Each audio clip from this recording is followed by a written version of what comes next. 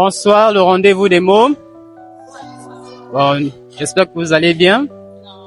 Pourquoi? Vous avez faim? Bon, on va manger tout à l'heure, c'est pas grave.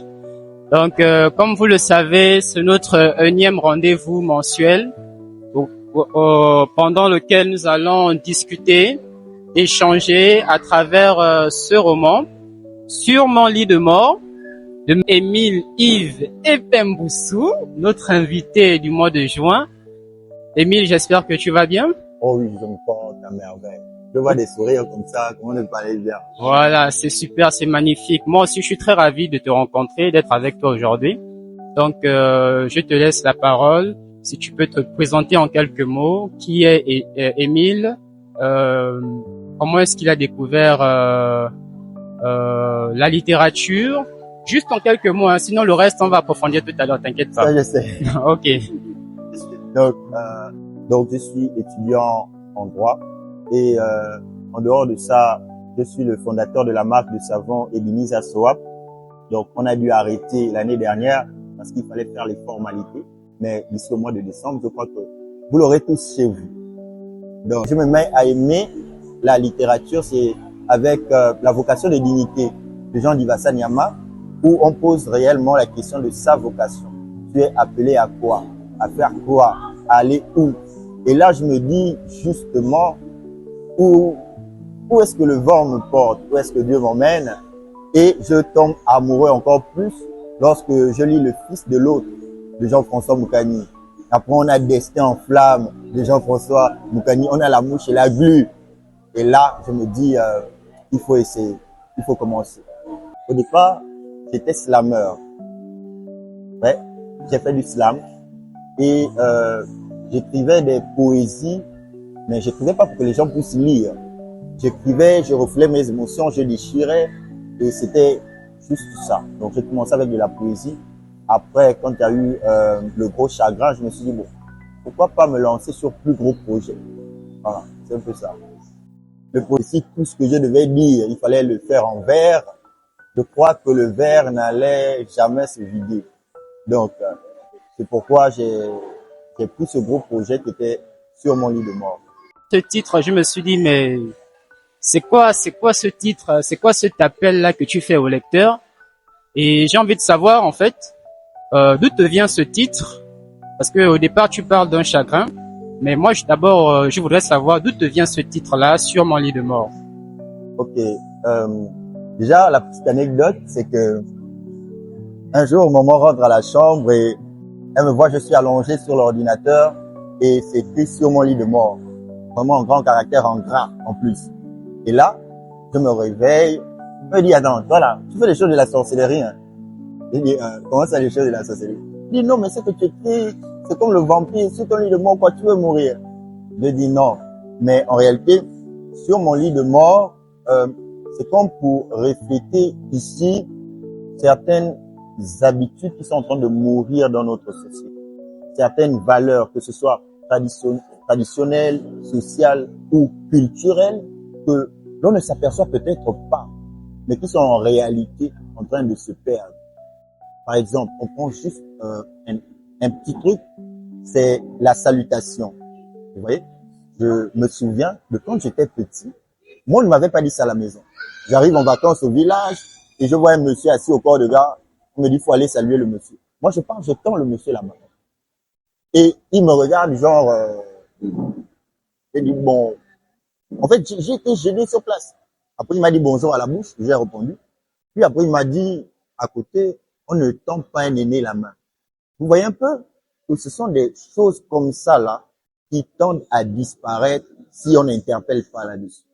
Ce qui se passe, c'est que je crois qu'on va avancer. Et en 2020, lorsque j'ai mon bac, j'avais quelqu'un qui m'a dit, je vais t'envoyer en France. Bon, tu t'occupes de faire toutes les démarches Campus France. Moi, je vais juste mettre mon nom, mon cachet sur le papier et je t'envoie. Je dépense mes 80 000, toutes les procédures et tout. 2 universités m'acceptent.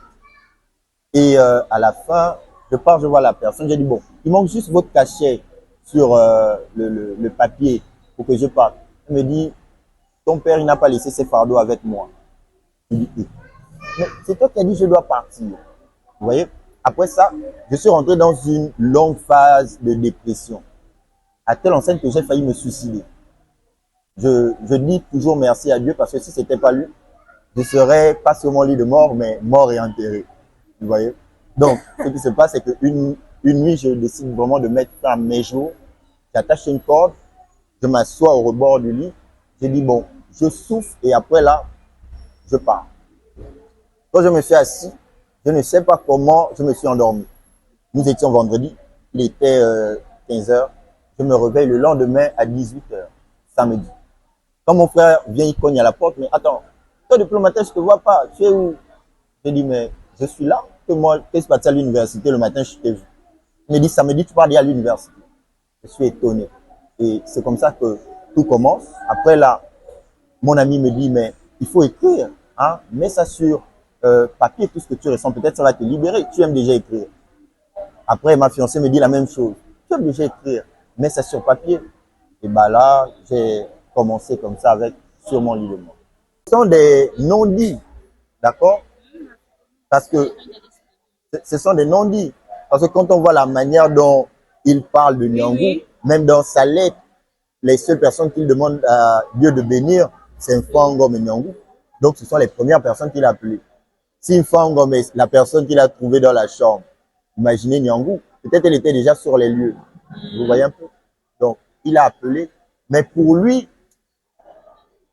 tout son espoir reposait sur sa famille. Il n'a connu qu'une seule mère. Et il le dit dans la lettre. Je n'ai connu qu'une seule mère, un seul visage. C'est toi. Donc, Nyangou, c'est vrai qu'il voyait Nyangou peut-être au départ comme un beau visage, une belle aide du ciel, mais peut-être pas comme quelqu'un qui peut remplacer sa mère. C'est sur le lit de mort qu'il se rend compte que, en réalité, c'est elle, ma mère, et pas l'autre. Il y a une partie dans l'œuvre où il décrit l'amour ou l'attachement qu'il avait avec son père. Qui te dit pas que cet amour-là dérangeait sa sœur, son frère? Parce que spirituellement, peut-être c'était une barrière, une protection. Et puis, il y avait, je pense qu'il est l'héritier principal peut-être de son père. Oui, c'est ça. Et s'il doit être là, il va nous déranger si on veut faire quelque chose sur ses biens. Donc moi, je vois ça, moi j'ai vu ça comme ça. Hein. Je ne sais pas pour les autres, mais moi j'ai vu le côté spirituel. La spoliation est une coutume. Parce qu'on va d'abord te proposer d'épouser le neveu. Si tu ne veux pas épouser le neveu, tu pars. Vous voyez un peu? Comme je vous disais avec ma mère. Ma mère, elle a fait 20 ans avec mon père. À chaque fois qu'il a voulu épouser ou faire des trucs, il y a eu des, et il décède comme ça, là. Vous voyez? Et quand monsieur décède, toi, tu n'es pas épousé, tu n'es rien, tu n'es personne, on te fait ce que l'on veut. On te mange. Warissa, depuis son enfance, ce que moi j'ai retenu, c'est qu'il fait ce qu'on appelle une dépression silencieuse. Oui. Et honnêtement, j'ai envie, quand je t'ai vu pleurer, et j'ai entendu les témoignages des autres, la dépression silencieuse est la plus fatale. On meurt de ça. On meurt de ça. Moi, j'ai failli mourir de ça quand j'ai perdu mon enfant, parce que je ne savais pas que j'avais fait un projet de deuil.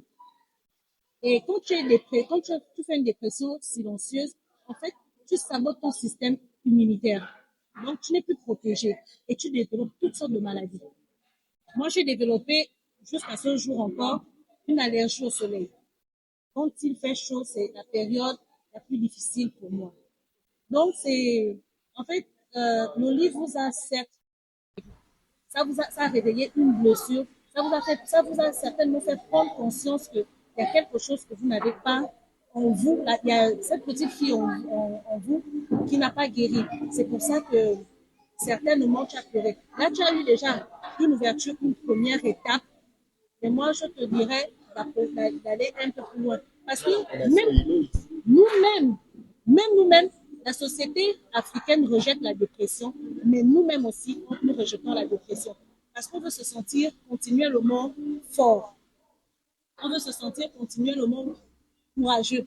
Ça, il était toujours. Et il y a toujours cette petite chose-là que tu veux négliger. Il y a encore plus ce côté-là qu'il a plus tué parce qu'il était dépressif. Il n'a pas reconnu sa dépression. Il a nourri et il a rejeté.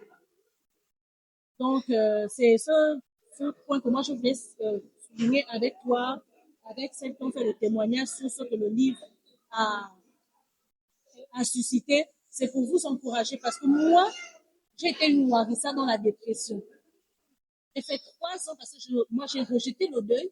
J'ai fait 3 ans et il a fallu que j'avais fait une allergie, je ne sortais plus. Et quand je suis allée chez le médecin, c'est le seul parce qu'on me faisait des examens, on ne trouvait rien.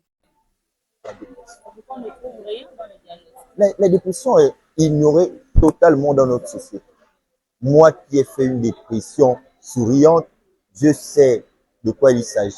J'ai vu des gens se déchirer les veines, pas pour se tuer, mais elles ont juste envie de ressentir la douleur de foi. Vous voyez un peu? Et notre société, on ignore la dépression. Moi, j'ai vu mon père et je ne savais pas qu'à cette époque, ce monsieur était dépressif.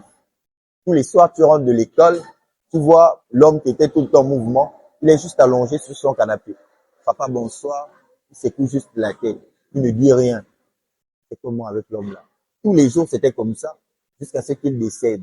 Et c'est après vraiment des années, je m'assois, je me rends compte que waouh. Donc cet homme, en réalité, il était en train de faire une dépression. Mais l'Afrique ne connaît pas la dépression. Pour tout le monde, c'est la... Ça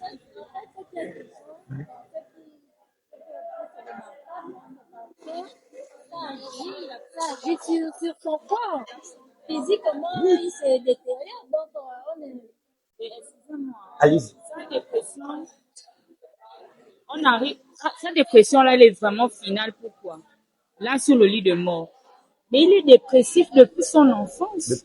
Ça a eu des étapes. Si on arrive maintenant au physique, c'est parce que en réalité, cette dépression-là a commencé peut-être depuis, je sais pas, quand il rentre, quand il est récupéré par son papa, quand son papa va peut-être au boulot, il est maltraité. Il vit ça, il grandit, il n'a pas d'amour, il quémande chez les oncles, les tantes, sa mère Nadine, sa prétendue mère Nadine. Il va peut-être chez des amis, les copines. Il est raboué, il est rejeté. Mais on arrive à la phase finale, là où on ne trouve aucun diagnostic parce que le gars, il est malade depuis et tout se déclenche. Ouais. On a déjà vu ça, quelqu'un qui va faire son bilan 2 mois avant, il n'a rien. Mais 1 mois plus tard ou 2 mois plus tard, il décède. On lui trouve avec toute la panoplie de maladies tombe. Hein. Il avait les reins gaspillés, le foie mort, mais il vivait depuis. Pourquoi? Parce que dans sa tête, il n'avait pas décidé de partir. C'est... Oui. Vraiment, c'est très bien écrit. Et il y a quand même beaucoup d'intrigues. Hein? L'amitié, vraiment, quelle amitié on a comme ça. Qui vendent tout. Ils vendent le véhicule, ils vendent le téléphone. Ils se dépouillent de tous ses biens. Waouh. Waouh. Donc, bon, l'auteur va nous dire s'il a fait un tour en médecine. Vraiment bravo parce que l'œuvre est digne d'être lue. Bon, je vais revenir sur l'œuvre. En plus, qu'on est sur Warissa, Warissa est une intrigue. Warissa n'est l'enfant de personne, sauf si j'ai mal lu. Hein? Il n'est l'enfant de personne. C'est le mouton noir de la famille. J'ai lu, sauf si j'ai mal lu, qu'il est un enfant adultérin. Bien. Voilà. Alors, le papa le récupère, il est l'aîné. Donc, on ne discute pas avec l'aîné. C'est établi, c'est lui. Il est le bras droit du père, il est le poumon du père. Mais il est adultérin. Nadine ne peut pas l'accepter. Donc, elle va devoir discuter les biens avec lui. Quoique, ça ne doit même pas exister. Bon, finalement, elle fait ce qu'elle peut avec lui, mais elle ne l'aime pas. Pas du tout. Et finalement, personne dans la famille ne l'aime parce que c'est lui l'héritier. Et je crois percevoir que la culture de cette famille est que lorsque le défunt, le chef de famille meurt, les frères s'accaparent de tous les biens. Voilà ce qui a été fait. Et finalement, il meurt de quoi? On ne sait pas. Les diagnostics sont négatifs. mais il est malade. Il est mal en point. Rien ne va. Donc, on lui a lancé un 15. Voilà, victime d'un sol. Il était dans la mauvaise église. Il était dans la mauvaise église parce que il pouvait s'en sortir, faire en sorte qu'il soit comme il est. Mais il s'est battu pour attirer cet amour, cette affection. Il dit, bon, je vais bien faire, comme ça on va m'aimer. Je vais être le meilleur, comme ça on va m'apprécier. Mais au contraire, plus il était meilleur, il était bon, plus on le détestait. Donc du coup, Warissa, le pauvre, c'est dommage qu'il soit mort, évidemment. Mais bon, il est mort. Alors, pour en venir maintenant à l'œuvre, moi je me suis posé la question de savoir, est-ce que l'auteur ne s'est pas trompé de spécialité ou d'études? Parce que vraiment, la description du cadre médical et la manière de s'occuper du malade, vraiment, je me suis retrouvée de bout en bout parce que j'ai vu 5 personnes chères mourir et j'étais à leur chevet. Et il y a de l'humour quand même, j'ai apprécié. Il y avait des moments d'humour. Ah, vous voyez qu'on ne pleure pas. Oui. Il y avait des moments d'humour et j'aime la personnalité, le caractère de l'ami. Hein? Fangom, oui, il a une force de caractère et une personnalité qui est bien. Voilà. Amoureux, mais alors là, éperdument du droit pénal et des sciences criminelles. Donc, non. Mais seulement, je suis fan, vraiment, fan de tout ce qui peut m'apporter une plus-value. Tout. Je m'intéresse à tout. Et comme maman Léa, j'ai vu plusieurs personnes partir. Plusieurs personnes. Et lorsque je décris, par exemple, comment il fallait tourner le malade, prendre un scalpel, enlever la chair, ce sont des choses que j'ai vues. Ce sont des choses que j'ai vues. Je vous assure que même si on mettait la musique là au plus haut, les cris du malade qui se fait déchirer sans anesthésie percent. Sérieusement. C'est horrible. Mais je reste quand même convaincue. Oui. Je reste quand même convaincue qu'il y a un côté mystique. Bien sûr. La dépression, oui. Mais il y a quand même un côté mystique que l'auteur ne veut certainement pas nous dire, faire ressortir. Il y a un côté mystique. Le côté mystique est bien réel dans Warissa, sur mon lit de mort. On va le découvrir avec celui sur lequel je suis, par exemple. C'est Merveilleuse, d'accord? Vous allez découvrir vraiment la réalité. Pourquoi est-ce que Monsieur Warissa meurt? Ah, là, c'est pas le tome 2. Non, c'est pas un tome 2, mais il y a comme un relais de pensée entre les deux. Vous voyez? Donc, en réalité, c'est une histoire de grosse tontine mystique relayée entre les familles. Voilà. Donc, en fait, quand le moment Léa parlait, j'ai regardé souvent la dame. Revenons au véritable amour.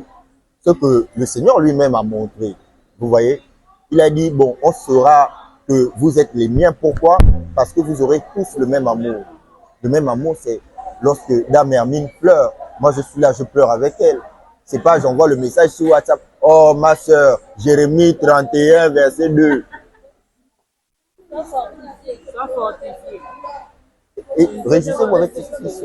Dans la société, les gens sont plus intéressés aux ambiances de l'église, vous voyez un peu, que le reste. On va laisser l'église, le pasteur en parler. Attirer notre attention sur la dépression. C'est pas que j'aime les pleurs, hein. Bon, les Pounois aiment pleurer, c'est naturel. C'est pas que j'aime les pleurs, mais quand je vois des personnes pleurer en lisant sur mon lit de mort, je me dis, je n'ai pas mal fait d'écrire. Je me dis, il y a des personnes qui se sentent enfin comprises, qui peuvent se libérer. Mais retenons que la dépression, ce n'est pas seulement nous. Nos petits frères dans la maison peuvent être dépressifs. Des fois nos pères et nos mères sont dépressifs. Moi, j'ai vu ma propre mère après le décès de papa être dépressive. Tu dors la nuit, et tu écoutes comment elle pleure dans sa chambre. Mais lorsque tu viens cogner, elle essuie les larmes. Non, mais tu viens cogner pourquoi? Vous voyez, parlons avec nos cadets. On ne sait pas la situation qu'ils traversent, mais rassurons-nous toujours qu'ils sont en bonne santé physique, mais aussi psychologique. Et donc, avant de terminer, je ne pourrais pas ne pas dire merci à l'orchidée. L'orchidée, je sais que c'est toi le capta, hein. Voilà. Donc, merci à l'orchidée. Merci pour tout ce que tu fais pour la littérature, parce que je ne mens pas que moi-même là, s'il fallait que je fasse comme toi, peut-être j'allais pas arriver. Oui, il faut un talent particulier, il faut un don particulier pour faire cela et réussir. Merci parce que tu es un gros coup de pouce, non seulement pour moi, mais aussi pour, voilà, tout le monde. Merci à Maman Léa. Maman Léa, merci pour les conseils. Merci pour la voix. Le peu de fois qu'on a eu échangé ensemble, je suis toujours sorti nourri et grandi. You know, my heart is very big for you. Hein? Donc, et à GNK Gabon, représenté, vous savez, je ne peux pas parler de Sur mon lit de mort sans parler de GNK Gabon. Lorsque je suis arrivé et que j'ai présenté le projet à GNK Gabon, j'avais 500 000 francs sur moi. Mais c'était pas sur moi, c'était avec ma grande sœur. Lorsque je pars, je lui dis, la grande, s'il te plaît, je veux déjà mon argent, je vais lancer le projet. Elle me dit, ah, mais j'ai bourré. Lui, comme ça, il a lancé, alors que je ne lui avais pas encore remis 25 ans. C'est après que j'ai eu à payer petit à petit. Et je dois encore même. Lui, oh, la dette est sur son lit de mort. D'accord? Donc, non, il reste une petite ardoise qui sera épongée là-dedans bientôt. Et c'est vraiment dire merci à toutes ces personnes. Monsieur Jean-François Moukani, que je ne peux pas oublier. Parce que sans lui, je ne serais pas là avec vous. Merci à chacun d'entre vous d'avoir lu, d'avoir pleuré. Et vos avis me plaisent énormément. Merci encore. Bon, ceux qui n'ont pas pleuré là, ceux qui n'ont pas pleuré, cherchez pourquoi vous n'avez pas pleuré.